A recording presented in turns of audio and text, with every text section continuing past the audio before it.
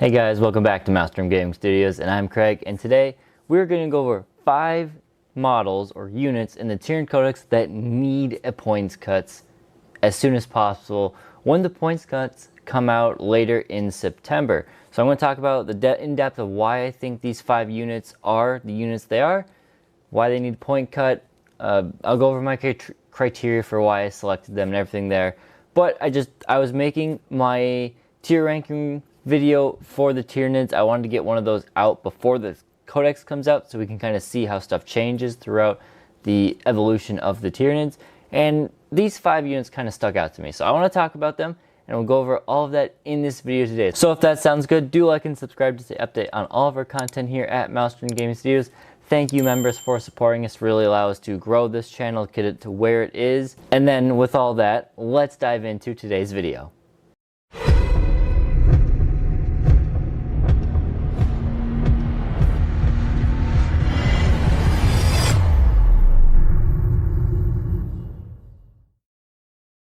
So a little bit of an overview to this. Like I said, I was working on the Tyranid tier ranking video.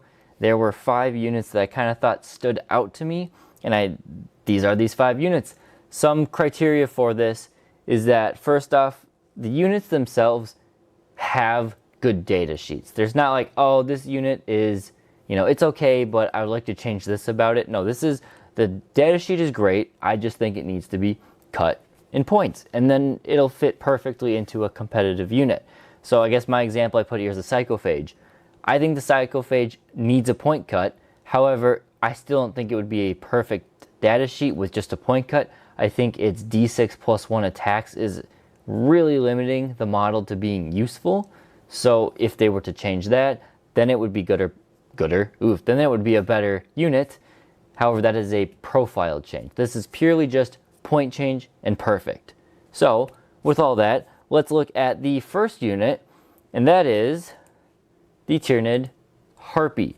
Now the Tyranid Harpy, the way flyers work in 10th edition is a bit weird. I actually really like the Hive Crone for his points cost. Maybe it could be a little bit cheaper, but I think in general the Hive Crone is good. The Harpy could be good, could be useful, but for some reason it was already expensive, and GW slapped an enormous points increase onto it. Now the reason they put this point increase on is because of the Spore Mines scoring secondaries and all of that, and they need to counter for it. However, Harpies aren't really good at putting Spore Mines where they need to be to score secondaries like the Biovore. If that's why you're taking a Harpy, there's no reason you shouldn't. You should take 2 or 3 Biovores instead. But the Harpy would actually be a pretty decent unit to fly on turn 2, provide some anti-backfield screening unit clearing. I think the heavy venom cannons are pretty lackluster on it, but the twin Stranglethorn cannons would be great for going after those infantry that are hiding in the back lines of your opponent's field, holding those objectives, those pesky units you can't dig out. It's a great way to get around it without any significant without barrage weapons, because the Biovores don't really do that the way other barrage weapons work. I think they'd be good. They've got okay durability. Again, why they just need a point drops for their price point. You'd think there'd be a flying toughness 12 2-up armor save beast, being one of the more expensive models in the codex. But really, if they came down to 150 points, I think they'd be good. I don't think they would be to the point where, oh my gosh, everyone's bringing 3 Harpies, because they're not so powerful like they were in 9th edition, where it's like everyone needs them. They're just a good utility piece to have. So that's my pick right there. For number 5 would be the Tyranid Harpy. I think it could get back to a place of being a useful unit without being an obnoxious, overpowered piece like it was in 9th edition. For unit number 4, we have the Swarm Lord. Now, playing more and more of 9th edition with games using the Swarm Lord and without using the Swarm Lord, I've come to learn that I don't really like him for his point value right now. I think his damage output is okay. He struggles against tanks somewhat. The twin link he has is good, and it helps, but at only AP -2, a lot of the bigger things are still getting a 4-up save, or even still a 5-up save against him. So he doesn't crack a tank as well as we'd like in melee. His abilities are okay. The extra CP he gains you is fine. However, if you're playing tactical, maybe 50% of the time in a game, you're discarding a card anyway and gaining a bonus CP. Those don't stack. So it kind of defeats the point of playing tactical in that regard for a Swarmlord and his CP. Now, the CP tax ability on your opponent, a lot of armies have one good strat. A lot of armies besides Tyranids have really good strats, but most of them have that one strat they're going to want to use maybe every phase, even if that's just Overwatch. That tax ability is very good, and I think that's great. But when you compare that to a Foot Tyrant, you know, what would you rather have? I think the Swarmlord doesn't need a big point drop, but a 230 points, so a 20-point drop, would make him a little bit more likely to take. Still, again, he's not going to turn into be this auto-include must-bring the Swarmlord, but 20 points shaved off of him to add 20 points somewhere else in your army, I think is fair. Again, mainly because if you compare to the Foot Tyrant at only 220 points, the extra CP is not as good as free strats because there's other way to gain CP. The Foot Tyrant, if he survives the whole game, is essentially 12 free CP a game, whereas the Swarmlord is only 5. And then he adds 5 to your opponent. So that's not great. The durability is equal. However, the Swarmlord can't take the Feel No Pain enhancement. So in that regard, it's worse because if you take that Foot Tyrant's at 245, and he should be more expensive than Swarmlord for that kind of durability, not cheaper still. And Swarmlord does maintain better damage output. It's simple as there. He's got extra attacks, same twin linked. The range output you get on the Foot Tyrant just isn't spectacular. I think it's better on the Swarmlord, but still, maybe you put it to 230, so Swarmlord, you're paying 10 extra points for not as great CP shenanigans, but a little bit better damage output. I think it would go in line. Again, a simple 20-point shave would do well for the Swarmlord. Nothing groundbreaking. For unit number 3 on this list, unfortunately, is one of my favorite Tyranid units of all time, and that is the Turvagon.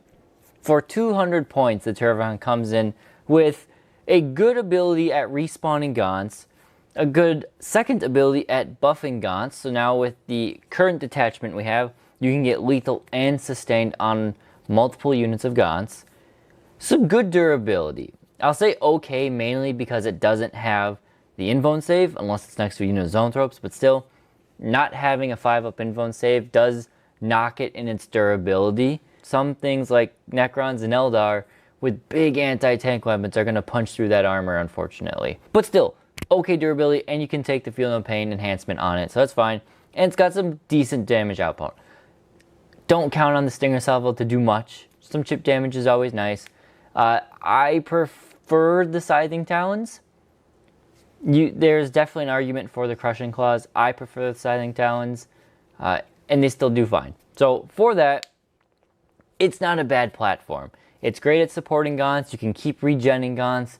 Gaunts took a little bit of a hit, only being in 20-man blocks, not 30, so that's unfortunate. The main thing is just, this is a support unit. In 9th edition, you could make this a combat threat and a support unit. This is purely just really a support unit right now. And 200 points for a semi-durable support unit is a bit too much. You're not getting that free unit of Gaunts anymore. If this thing fell to 165-ish, is what I'm putting in right now, I think you could see a lot more of them in the list, but they won't be a unit where it's like, oh my gosh, I have to bring 3, they're super overpowered. No, I think bring them down 165. They will have a place in some lists. They can make them work. It will be a decent unit to bring. The next unit, unit number 2 on our list as we count from 5 down to 1, is the unit I've talked about a lot on this channel as a great unit, but just too expensive for its cost. And that is the Screamer Killer, coming in at 180 points. It is a great model. Stat-wise, having the awesome anti-elite infantry melee is good. 10 attacks, hitting on 3, strength 10, AP -2, flat damage is 3, is great. It's got some good durability too. 9 wounds, 2-up save, 10 wounds. Sorry, toughness 9, 2-up save, 10 wounds is good. It's good. It's nothing It's no Tyranno effects, but it's better than a lot of the monsters we have. 180 points is a lot. A regular Carnifex, again, you can't dish out this much damage 3 attacks, but a regular Carnifex at 125, you can put out a lot of attacks, just not quite the 10 at strength 10. It can join with Old One Eye, so it can get the full rerolls to hit and wound, and it's got more or less the same durability. Another unit we can look at is the Turvagon. The Turvagon also comes in at 180 points. However, it gains a lot. The Turvagon has 2 more attacks than this thing, and it has the awesome ability to deep strike 3 inches away from your opponent. Really good when you combo that with Rapid Ingress. So you look at the two side by side, and really it's a no-brainer. The Turvagon should come in at 180 points, and you should take that one over the Screamer. Honestly, if I was taking 3, I would take 3 Turvagons before I took 1 Screamer Killer. I think Turvagon, I put in 145 points for it, maybe 150. It's tough to argue, but you could look at things again like the Harvest at only 125 points. Now that you could argue to be a little bit more expensive. Still, I think 145 points is great. We all have at least one of these new Screamer Killer models. I have 3 of them, as you can see right there, roughly. 3 of them will paint up. I'd love to use them. I've tried them in games not shown on the channel, and at 180, they're just too expensive. Taking 3 overpriced at their cost, it really hampers you. You can tell you're missing just another unit or 2 because of that point cost. Again, I love the data sheet. I love the model. I just think it's overcosted. And so that is why the Screamer Killer comes in at number 2. And finally, at unit number 1 on the list, we have the Melee Warriors. I really do like the Melee Warriors, but again, they are overpriced. That is why they're on this list. They have 6 attacks, hitting on 3s, strength 5, AP -2, 1 damage. AP -2 on an infantry with that many attacks is pretty rare in 10th edition 40k. In Melee it is. Not only do they have this baseline profile, but you have your Adrenalized Onslaught ability, which you can do reroll ones to hit or reroll saving throws of 1. You're never going to do the reroll saving throws of 1 unless you absolutely need every chance to have a warrior hang around alive. You're not going to be getting this thing with a 4-up save. You're going to be getting what, 5-up, 6-up saves to begin with. A 6-up armor save or a 5-up armor save rerolling ones is maybe it'll keep an extra wound out there. It's not worth it. But the reroll ones is awesome because now, on average, you're probably hitting 5 out of 6 of your attacks with each Tyranid warrior. And then when it comes to wounding, you've got twin linked. So you're going to be wounding most infantry on 3s, 4s, and 5s. Twin linked to make it more likely. You could even punch up to takes, wound on 6 with twin linked. Yeah, you're not going to do a ton at AP -2 damage 1, but you have that rerolling capability to do it. These models also have some decent durability. Toughness 5, 4-up save, 3 wounds. That's what we know for a Tyranid warrior. It has been for a little bit now. They have OC2, which is good. Not a ton of models of this kind of stature in 40k have OC2, so that's nice that they can kind of compete in that way. And their Synapse unit. So many of our, actually I think almost all of our stratagems rely on being in Synapse range. And when a lot of our Synapse units just aren't worth taking, it would be nice to have something like this where you can take a block of 3 or a block of 6, and they are able to not only be a Synapse unit, but be a threat in Melee where Tyranids are lacking a little bit this edition. I think they should go down to 75 points.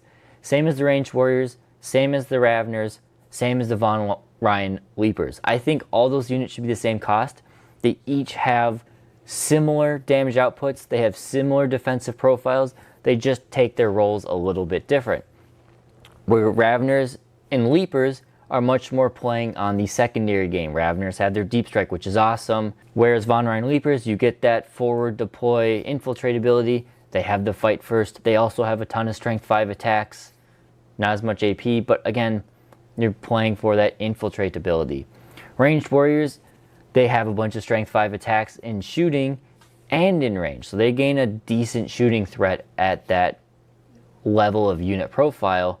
And then these guys come in here and they bring the least flexibility out of the melee threats, but they bring the hardest melee punch.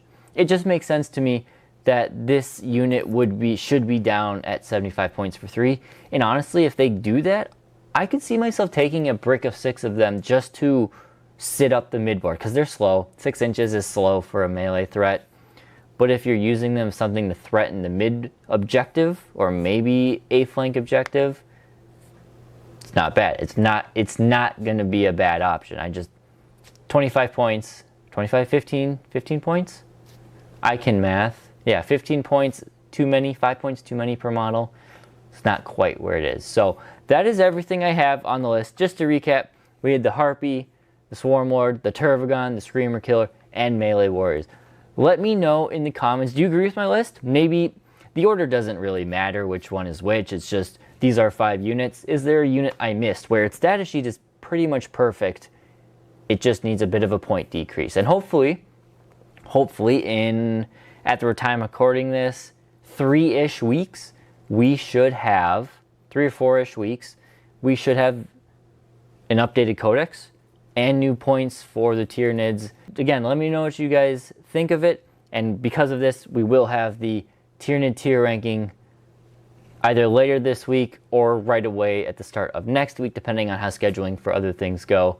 Got one other battle report I want to sneak in at least before the new codex comes out. Thank you, members. Thank you, everyone, for liking and subscribing, helping us grow this channel.